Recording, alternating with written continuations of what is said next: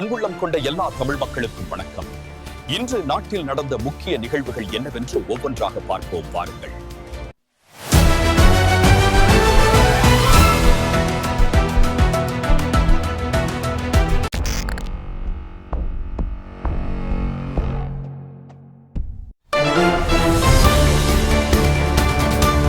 நடிகர் விஜயை தொடர்ந்து ஜான் ஆரோக்கியசாமி சிபிஐ விசாரணைக்கு அழைக்க வாய்ப்புள்ளதாக நாளிதழ்களில் செய்திகள் வெளியாகியுள்ளன. கரூர் கூட்ட நெரிசல் துயர சம்பவத்தின் காரணமாக டெல்லி சிபிஐ அலுவலகத்தில் நடிகர் விஜய் அவர்கள் ஆஜரான நிலையில் சுமார் 7 மணி நேரத்திற்கும் மேலாக விஜயிடம் விசாரணை நடைபெற்றது. இந்த நிலையில் அவரை தொடர்ந்து அவரின் வியூக வகுப்பாளர் ஜான் ஆரோக்கியசாமி அவரையும் விசாரணைக்கு அழைக்க சிபிஐ திட்டமிட்டுள்ளதாக நாளிதழ்களில் செய்திகள் வெளியாகி பரபரப்பை ஏற்படுத்தியுள்ளது. அதிமுக பொதுச் செயலாளர் எடப்பாடி பழனிசாமி அவர்கள் வருகின்ற 2026 சட்டமன்ற தேர்தலை ஒட்டி முதற்கட்ட வாக்குறுதிகளை வெளியிட்டுள்ளார். அதில் 1. குலவிளக்கு திட்டத்தின்படி அனைத்து குடும்ப அட்டைதாரர்களுக்கும் குடும்பத் தலைவிகளின் வங்கிக் கணக்கில் மாதம் 2000 ரூபாய் அளிக்கப்படும். 2. நகர பேருந்துகளில் ஆண்களுக்கும் கட்டணமில்லா பயணம். 3. அம்மா இல்லம் திட்டத்தின் மூலம் கிராமம் மற்றும் நகர்ப்புறங்களில் குடியிருக்க வீடு இல்லாதவர்களுக்கு அரசே நிலம் வாங்கி வீடுகள் கட்டிக் கொடுக்கப்படும். 4. ஒரே குடும்பத்தில் வசிக்கும் பட்டியலினத்தவர்களில் மகன் மகள் திருமணமாகி தனிக்குடித்தனம் செல்கையில் வீடு கட்டிக் கொடுக்கப்படும். 5. 100 நாள் வேலைவாய்ப்பு திட்டம் 150 நாட்களாக விரிவுபடுத்தப்படும். 6. 5 லட்சம் மகளிருக்கு 25,000 ரூபாய் மானியத்துடன் அம்மா இருசக்கர வாகனம் வழங்கப்படும் என்ற வாக்குறுதிகள் வழங்கப்பட்டுள்ளன.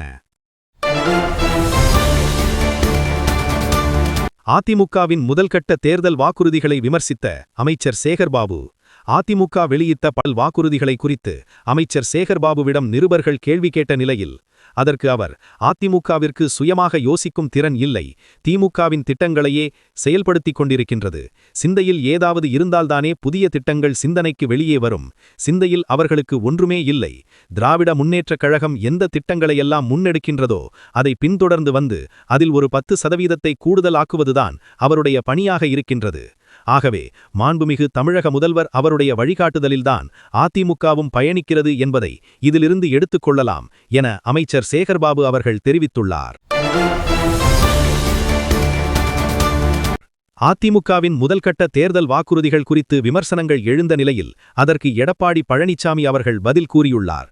பெண்களுக்கு மாதம் 2000 ரூபாய் வழங்குவது தமிழ்நாட்டின் கடன் சுமையை மேலும் மோசமாக்குமா என்ற செய்தியாளரின் கேள்விக்கு பதிலளித்த அஇஅதிமுக பொதுச் செயலாளர் எடப்பாடி கே பழனிசாமி, திமுக அரசின் மோசமான கடன் மேலாண்மை உத்தியை கடுமையாக விமர்சித்த அவர், கொரோனா காலகட்டத்திலேயே மாநிலத்தின் நிதியை திறம்பட கையாண்டு கடனில்லாமல் ஆட்சி செய்த நாங்கள் மாநிலத்தின் நிதியை திறம்பட நிர்வகிப்போம், அதன் மூலம் அந்த தொகையை கொடுப்பது சாத்தியமாகும் எனவும் மாநிலத்தின் நிதியை திறம்பட நிர்வகிக்கும் திறன் அஇஅதிமுகவுக்கு உண்டு என்றும் கூறினார்.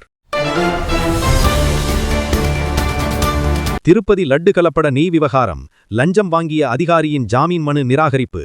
இந்த கலப்பட வழக்கில் கைது செய்யப்பட்டவரும் A34 குற்றவாளியுமான திருப்பதி தேவஸ்தான அதிகாரி விஜயபாஸ்கர் ரெட்டி அளித்த வாக்குமூலத்தில், நான் நெய்யை பரிசோதனை செய்தபோது அதில் கலப்படம் இருப்பதை அறிந்தேன். இதுகுறித்து விநியோகம் செய்த நிறுவனங்களுக்கு எடுத்துக் கூறினேன். ஆனால் அவர்கள் எனக்கு தொடர்ந்து லஞ்சம் கொடுத்து நெய்யை தொடர்ச்சியாக விநியோகம் செய்து வந்தனர். இதன் மூலம் திருமலை திருப்பதி தேவஸ்தானத்துக்கு ரூ. 118 கோடி நஷ்டம் ஏற்பட்டது. 2023இல் போலேபாபா நெய் நிறுவனத்திலிருந்து ரூ. 75 லட்சம், பிரிமியர் நிறுவனத்திலிருந்து ரூ. 8 லட்சம் லஞ்சம் பெற்றேன் என தெரிவித்துள்ளார். மேலும் இவர் ஜாமீன் கோரி மனு தாக்கல் செய்திருந்தார். ஆனால் லஞ்சம் வாங்கியதை ஒப்புக்கொண்டதால் இவரது ஜாமீன் மனுவை நெல்லூர் லஞ்ச உயர்நீதிமன்றம் நிராகரித்தது. குடியரசு தினத்தை முன்னிட்டு சென்னை விமான நிலையத்தில் 5 அடுக்கு பாதுகாப்பு முறை அமல்படுத்தப்பட்டுள்ளது. குடியரசு தினத்தை முன்னிட்டு சென்னை விமான நிலையத்தில் 5 அடுக்கு பாதுகாப்பு முறை அமல்படுத்தப்பட்டுள்ளது. 5 அடுக்கு பாதுகாப்பு முறை ஜனவரி 30 நள்ளிரவு வரை அமலில் இருக்கும் என்று அறிவிக்கப்பட்டுள்ளது. பயணிகளுக்கு கூடுதலாக பாதுகாப்பு சோதனை நடைபெறுவதால் முன்னதாகவே விமான நிலையம் வர அறிவுறுத்தப்பட்டுள்ளது. கோலாகலமாக நடந்த அலங்காநல்லூர் ஜல்லிக்கட்டு, பலர் படுகாயம். அலங்காநல்லூர் ஜல்லிக்கட்டில் காயமடைந்த 63 பேர் மருத்துவமனையில் அனுமதிக்கப்பட்டுள்ளனர். அலங்காநல்லூர் ஜல்லிக்கட்டு போட்டியில் காயமடைந்த 63 பேரில் 23 பேர் மேல் சிகிச்சைக்காக அனுமதிக்கப்பட்டுள்ளனர். மாடுபிடி வீரர்கள் 17 பேர், மாட்டின் உரிமையாளர்கள் 20 பேர், 4 காவலர்கள், தீயணைப்பு வீரர் ஒருவர் மற்றும் பார்வையாளர்கள் 21 பேர் காயமடைந்தனர். காவலர்கள் மணிகண்டன், சிவபாலன் மற்றும் தீயணைப்பு வீரர் ராஜேந்திரன் மூவரும் மேல் சிகிச்சைக்காக மதுரை ராஜாஜி மருத்துவமனையில் அனுமதிக்கப்பட்டுள்ளனர். இதுபோன்ற தமிழகத்தின் முக்கிய செய்திகளை உடனுக்குடன் தெரிந்து கொள்ள நமது ஹர்ஷா ராக்கர் எவ்ரிதிங் சேனலை சப்ஸ்கிரைப் செய்து கொள்ளுங்கள் மற்றும் பெல் பட்டனை கிளிக் செய்யுங்கள். நன்றி, வணக்கம்.